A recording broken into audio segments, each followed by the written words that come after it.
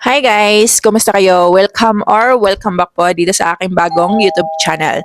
For today's video ay pag-uusapan natin si Popo application. Gusto ko lang gawa ng video po para maliwanagan po yung mga nagko-comment po sa Popo community. Ito sila ay mga host po, malamang kasi kuda lang sila ng kuda. Wala silang idea kung paano kumikita yung mga agent dito sa loob ng application.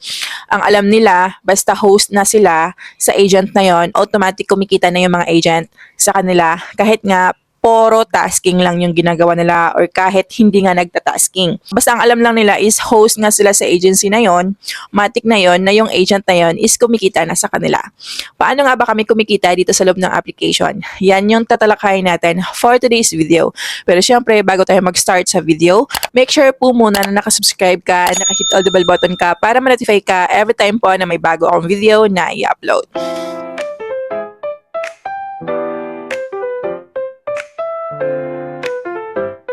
Sobrang dami kong mga nakikitang comment sa Popo community, lalo na po doon sa mga hindi na i-release po ng mga agent nila ng mga host.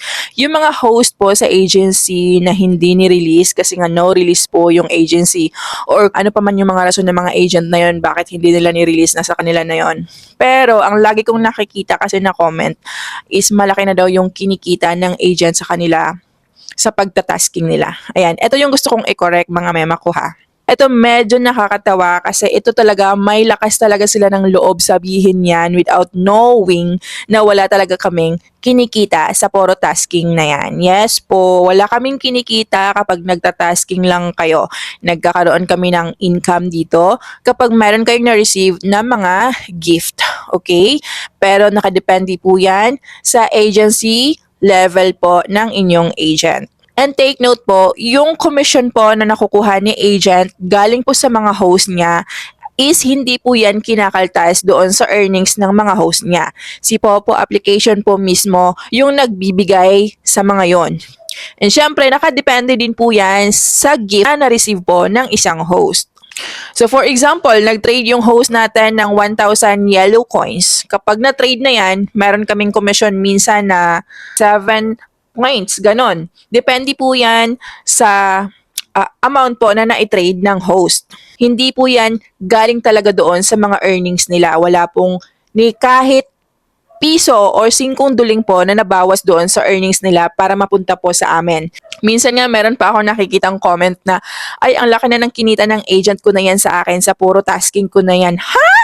Puro tasking mo, may kinita si agent? Wala po mga mema ko ha, kaya wag maglakas ng loob para sabihin yan na kumikita si agent dahil sa pagtatasking nyo.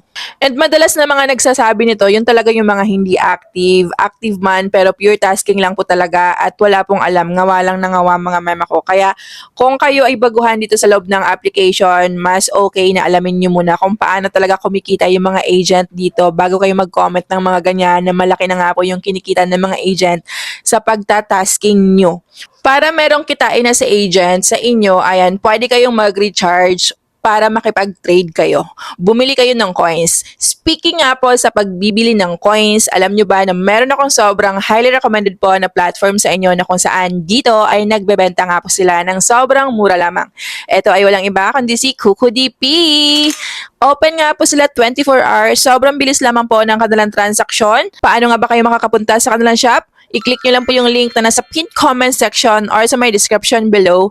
And automatic na po kayo mapupunta dito sa kanilang shop. Dito ay makikita nyo po agad-agad yung sobrang daming mga live streaming applications and mga viral games na kinaaadikan ng mga gamers ngayon. So kung halimbawa nga po ay gusto nyo bumili ng coins para kay Popo, syempre i-click nyo lang yung application. Mag-enter lamang po kayo ng ID number nyo. Pumili lamang po kayo ng package na gusto nyo i-avail and mag-send payment lamang po kayo. Dito ay tumatanggap sila ng payment via GCash, Paymaya, KuCoin, Bank Transfer, and marami pang iba. Maliban dyan, sila din po ay namimigay ng mga coins para po doon sa mga lagi nabili ng coins gamit po yung aking mga links na nasa pinned comment section or sa my description below. Make sure lamang din po na nakafollow kayo sa aking bagong FB page para maging updated kayo sa aking mga ipopost dito na mechanics. So ayan, sana nga po nakatulong sa inyo ang video na ito at nagkaroon na kayo ng idea. In case na naghahanap kayo ng agency, feel free po na i-enter yung aking agency code. Optional po, walang sapilitan. And kung wala ka pang Popo app, available po yung ating app link sa may pinned comment section or sa may description below. And kung gusto mo namang kumita ng 5-digit up to 6-digit monthly income, pwede ka pong mag-apply bilang isang agent. Ilalagay ko din po yung link niyaan sa may description below or sa may pinned comment section. I-click nyo lang po yan para makapag-apply kayo. That's all lang po muna for today's video. Thank you for watching. See you on my next one. Bye!